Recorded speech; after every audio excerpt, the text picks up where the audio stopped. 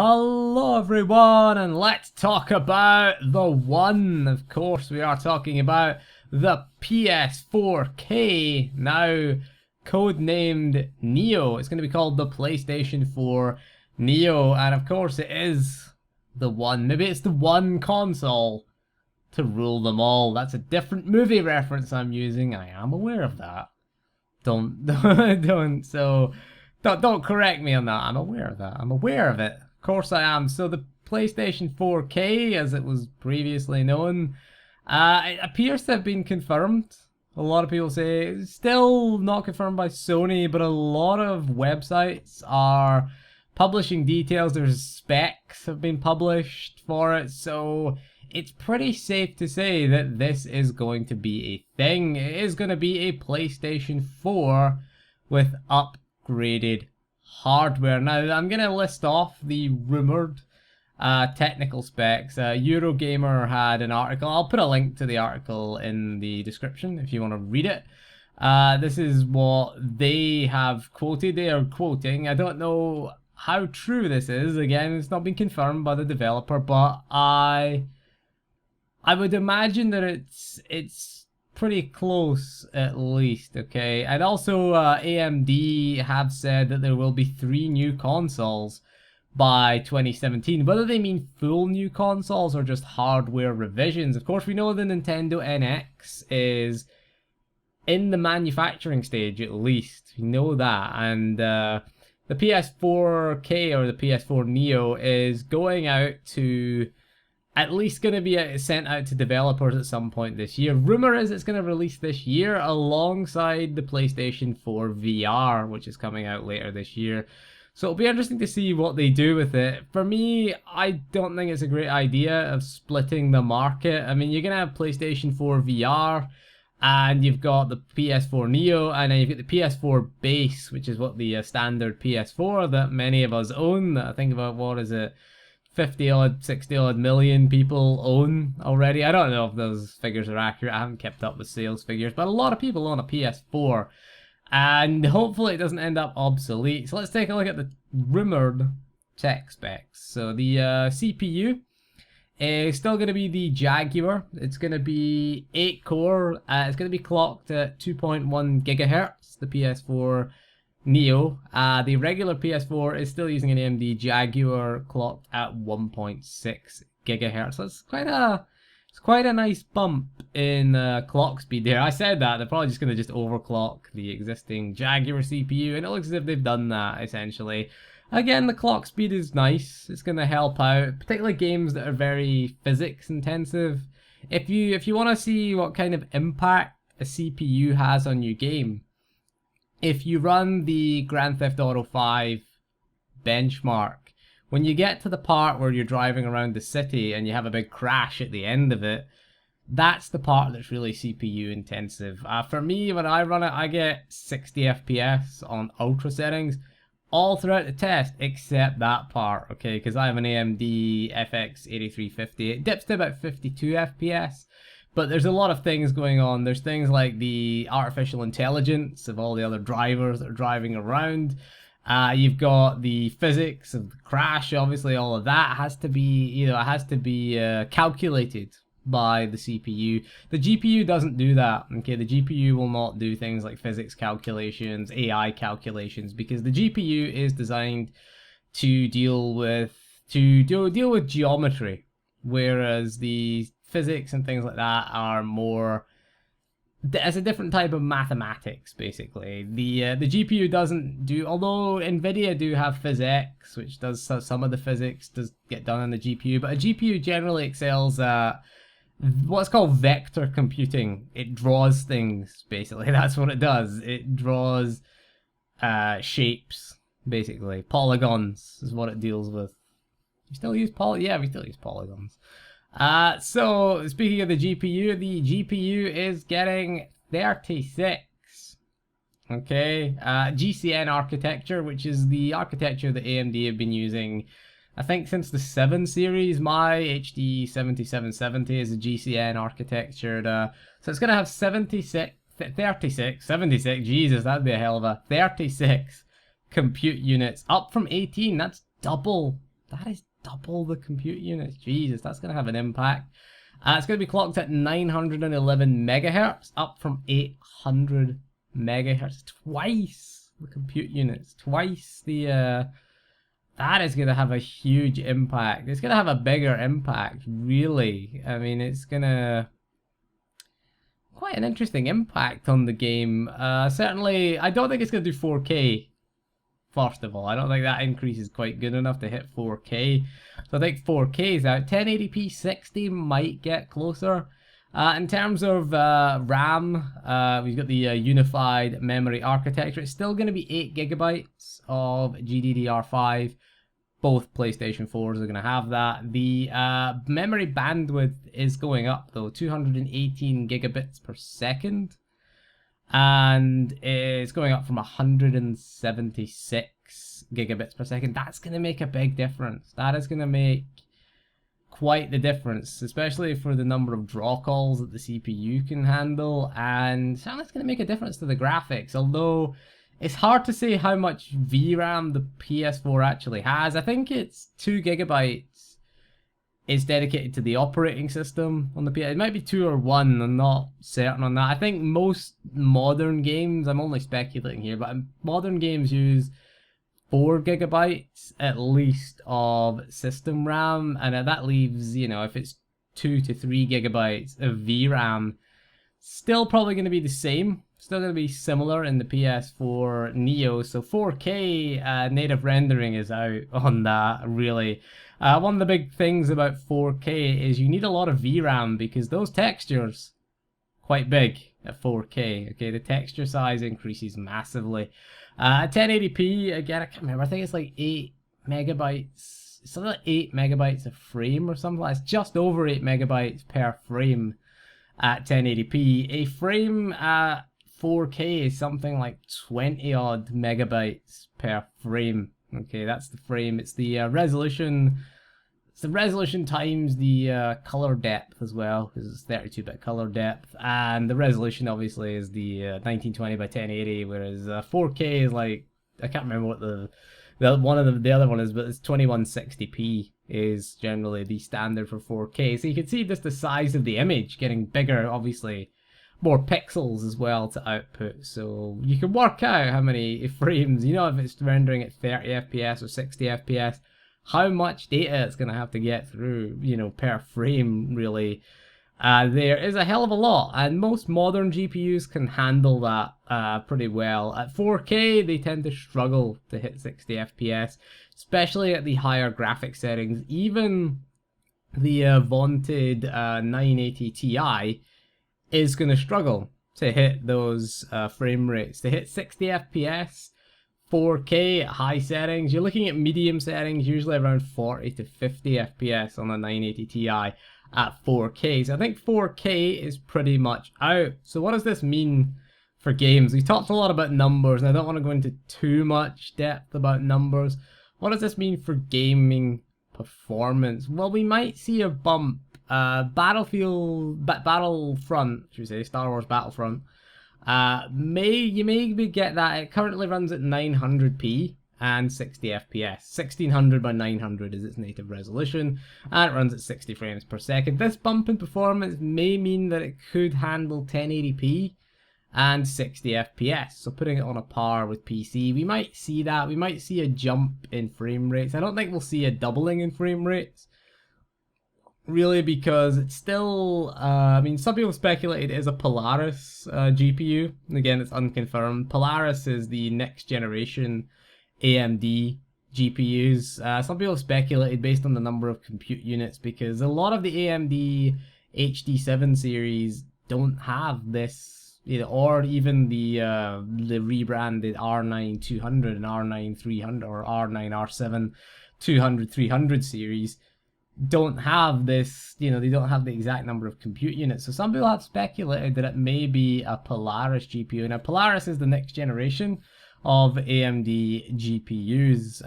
Rumored to be coming out sometime this year, although nothing has been confirmed yet. Pascal is the next generation NVIDIA GPU, and Zen is the next generation CPU from AMD. If you want to know what everyone's talking about when they talk about Pascal, Polaris, and Zen, wait for them.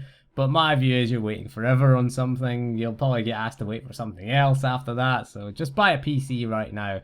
So what does this mean for games, really? Is it a market split? Is it like the Sega 32X? We go back to Sega again. Back to good old Sega, who learned their lesson in the 90s about doing this kind of thing. Of course, Sega released the Mega Drive, or Genesis in the US. They later released the Mega CD, as it was called in the UK. I think it was the Sega CD in the US. And then they released the 32X, which was essentially like a 32-bit CPU system. I should point out the 32X was god-awful. I knew someone who owned one, and it was awful, honestly. Super Nintendo had Super FX chip games that I think looked better, to be honest. That was my opinion on that. So we might see a divide. What happened with the 32X on the Mega CD was that they divided their own market, because just owning a regular Mega Drive meant that, you know, you couldn't play 32X games unless you owned the 32X. Hopefully we won't see that. Apparently what they've said is that developers will have to produce a game that works on the PlayStation 4 base unit. Okay, that's what they've said. Do we trust them, really? Maybe what happens in 2-3 years time when, you know, the game development has moved on and game engines get more sophisticated and they want to take advantage as standard of the extra features of the PS4K. What do? Run the game at 20 FPS and 900p, or run the game at 900p 30 FPS on the PS4 base, and then run the game at 1080p 40 FPS or 60 FPS on the PS4 Neo? That's the concern, really. I don't really want to buy one. I think dividing the market further is a bad idea from Sony. Microsoft said that they wouldn't do an upgradable Xbox One. I reckon they probably will do one now that Sony's doing one. So it's kind of, we're leading down the path of just becoming PCs, or just becoming the mobile phone market, like Apple, who release a new phone every 18 months, 2 years, and, you know, idiot Apple fanboys queue up around the block. Jesus, don't get me started on Apple fanboys, right? I don't queue up around the block to pay, you know, overpriced for, you know, the same thing but slightly better. No, this one's a bit better. It's a bit better. It's like, not worth it. I still have an iPhone 4S, you know, and that's my first and only and last iPhone, really. I won't be getting another one. I'm going for Android next time, to be honest. Not a fan of Apple or their philosophy or products, but that's for another video, really. But yeah, I don't like the way we're heading. For me, it just cements PC gaming is the way to go. Really, that's all it does, because the whole point of a console was you buy a box, you buy your disc, you put your disc in, you play the game. That's it, or you download your game digitally nowadays. But that was it. But we've seen, you know, patches, updates, things like that. Things that were exclusive to PC coming into console gaming in the last 10 years. We've certainly seen that over the last 10 years. The Xbox 360, PlayStation 3, that generation brought that in. And I've seen less and less. Now we even got installs, mandatory installs. It's like, fucking hell. Remember the good old days when you had a Super Nintendo? You put the cartridge in, you flicked a switch, you were playing your game within seconds. And then, of course, nowadays it's like, I might as well just go PC. I might as well have the best experience. And my hardware, I mean, PC hardware scales quite well. I mean, we showed with that, you know, our Dream Machine, the £200 PC that I bought, that PC hardware scales well. Yeah, you can still run modern games. Alright, you're running at 30 FPS and you're running on low settings, but the fact is you can still run those games on hardware that's 5 years old. That hardware is, I think it's 2012, it's 4 years old. So that hardware, the HD 7770 launched in January of 2012, so it's 4-year-old hardware at this point. Could still run modern games. It was never a high-end card at the time when it launched. It launched as a mid-range card.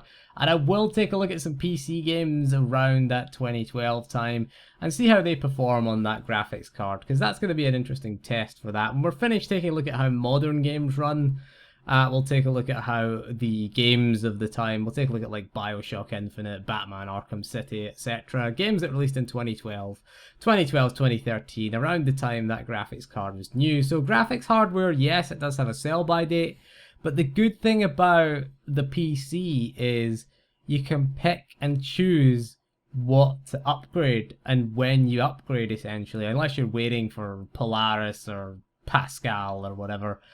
Unless you're waiting for this next gen GPUs to come out from Nvidia and AMD, then you've got your PC. You can choose what you want to upgrade. You don't have to buy a whole friggin' other console, because that's the thing. If you just want a better GPU in your PS4, tough. You just want a better CPU in your PS4, tough.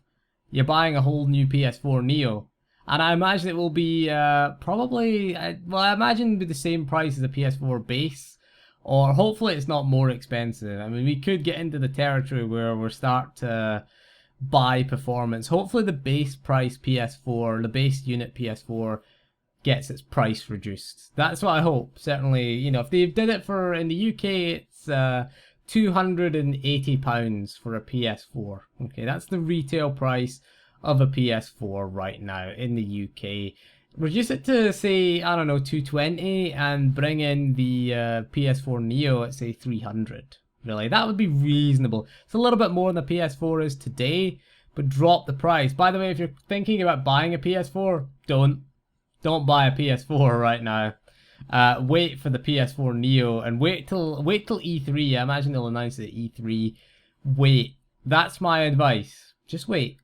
Okay, just wait a little bit and see the pricing. PSVR is a whole other issue. Again, they're going to divide their market again with PlayStation VR is another big issue. But yeah, the PS4, don't buy one right now. At least with the PC, you can buy a PC and you've got a huge library of games, and you know that most of them are going to work. And PC hardware doesn't just go obsolete overnight, okay? It doesn't, despite rumors that, you need to buy a new graphics card every 6 weeks, and it's got to be a 980 Ti, and then you're going to have to buy a 980 Ti plus Ti Turbo, whatever the hell it's called.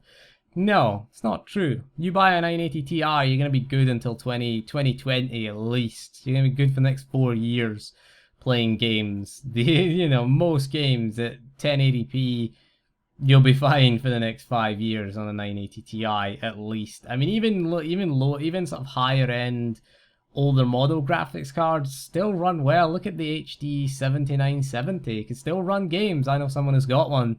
Still runs The Division pretty well. It doesn't run at locked 60 FPS or anything like that, but it still runs them at a reasonable frame rate. You get still its ultra settings and at least sort of between 50 and 55 FPS, running, an old graphics card that's about, a good sort of 4 or 5 years old now, and it still will run modern games, not maxed out. You want to run maxed out, although the reality of running games maxed out is very, very kind of harsh, really. You're going to have to be upgrading a hell of a lot, but that doesn't matter. As long as you're getting a playable frame rate and the game looks good, then that's all that matters with PC. So that's going to be the issue, is we're heading towards a PC-like future. And my advice to you is, if you want a gaming system in 2016 and looking to the future, get a PC.